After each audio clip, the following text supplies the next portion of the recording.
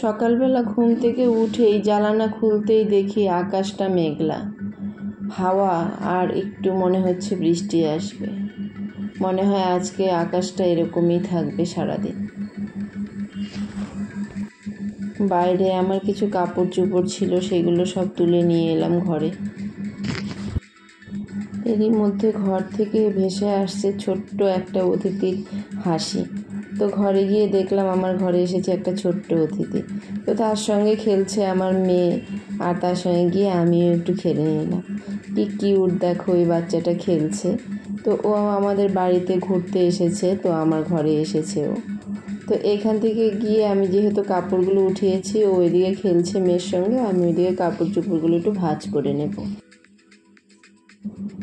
তো কাপড় চোপড়গুলো ভাঁজ করে আমি তাড়াহুড়ো করে নিচে চলে গেলাম। ওয়েদার যেহেতু খারাপ, তাড়াতাড়ি করে রান্নাটা সেরে নেব।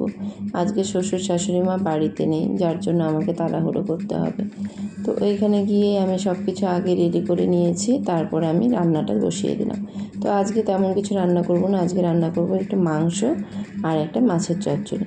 তো এখানে আমি মাংসটাও করে নিলাম, ওইদিকে আমি ভাতটাও বসিয়ে দিয়েছিলাম। একসঙ্গে মাছ, মাংস, ভাত রান্না করে নিয়ে আমি উপরে চলে এলাম।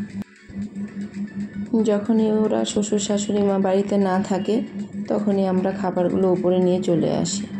আর ওপরে আমরা তিনজন একসঙ্গে খেয়ে নিই, কারণ যেহেতু আমার বরের আসতে একটু দেরি হয়, তো সেই জন্য আমরা উপরে নিয়ে চলে আসি, নিচে আর কতক্ষণ বসে থাকবো। তো আজকের ভিডিওটি এই পর্যন্তই। আমার ভিডিও যদি ভালো লাগে তো একটা লাইক, কমেন্ট আর একটা সাবস্ক্রাইব করে দেবে।